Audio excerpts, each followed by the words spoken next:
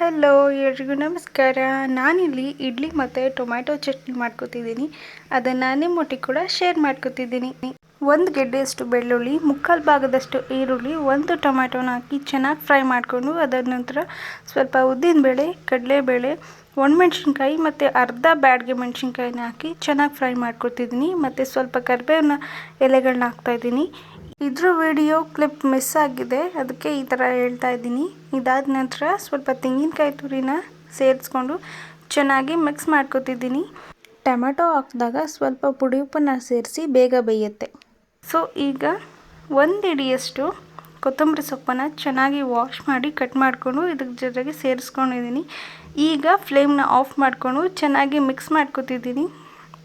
ಸ್ವಲ್ಪ ಆರೋದಕ್ಕೆ ಬಿಟ್ಟಿದ್ದೀನಿ. ಮತ್ತು ಇದ್ರ ಜೊತೆಗೆ ಹುರಿದಿರುವಂಥ ಕಡಲೆ ಬೀಜ, ನಾನು ಸಿಪ್ಪೆ ತೆಗಿಯೋದಿಲ್ಲ, ಹಾಗೆ ಹಾಕ್ತೀನಿ. ಟೇಸ್ಟ್ ಸಖತ್ತಾಗಿರುತ್ತೆ. ಅದಾದ ನಂತರ ಸ್ವಲ್ಪ ಹುರಿಗಡಲೆನ ಹೆಂಚು ಮೇಲೆ ಸುಮ್ಮನೆ ಹಾಗೆ ಬಿಸಿ ಮಾಡಿದ್ದೀನಿ ಅಷ್ಟೇ. ಸ್ವಲ್ಪ ತಣ್ಣಗಾದ ನಂತರ ಮಿಕ್ಸಿ ಜಾರ್ಗೆ ಹಾಕ್ಕೊಂಡು ಚೆನ್ನಾಗಿ ಗ್ರೈಂಡ್ ಮಾಡ್ಕೊತೀನಿ.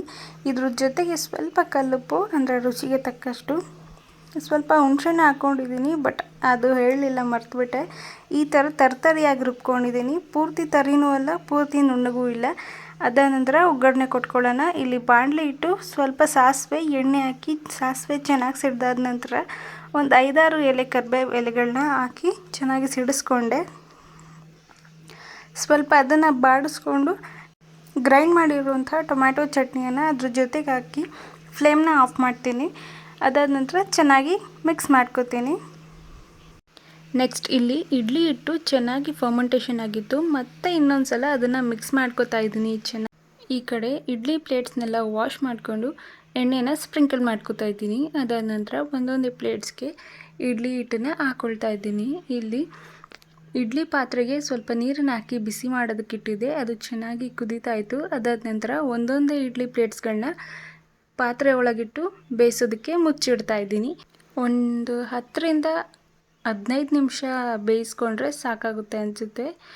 ಇಲ್ಲಿ ಬೆಂದಿದೆ ಚೆನ್ನಾಗಿ. ನಾನು ಪ್ಲೇಟ್ಗೆ ಸರ್ವ್ ಮಾಡ್ಕೊತಾ ಇದ್ದೀನಿ. ನೋಡಿದ್ರಲ್ವ ಎಷ್ಟು ಸೂಪರ್ ಸಾಫ್ಟಾಗಿ ಇಡ್ಲಿ ಬಂದಿದೆ ಅಂದರೆ, ಸಿಕ್ಕಾಪಟ್ಟೆ ಸಾಫ್ಟಾಗಿತ್ತು. ಆ್ಯಂಡ್ ಚಟ್ನಿನೂ ಕೂಡ ನಿಜವಾಗ್ಲೂ ಸಖತ್ ಟೇಸ್ಟಿಯಾಗಿತ್ತು. ಒಂದ್ಸಲ ನೀವು ಇದನ್ನು ಟ್ರೈ ಮಾಡಿ ಅಂತ ಹೇಳ್ತಾ, ನಿಮಗೆ ನನ್ನ ಈ ವಿಡಿಯೋ ಇಷ್ಟ ಆದರೆ ಲೈಕ್ ಮಾಡಿ, ಶೇರ್ ಮಾಡಿ, ಕಾಮೆಂಟ್ ಮಾಡಿ ಅಂತ ಹೇಳ್ತಾ ನನ್ನ ಈ ಪುಟ್ಟ ವಿಡಿಯೋನ ಮುಗಿಸ್ತಾ ಇದ್ದೀನಿ. Thank you so much. ಸಿಗ್ತೀನಿ ನೆಕ್ಸ್ಟ್ ವಿಡಿಯೋದಲ್ಲಿ.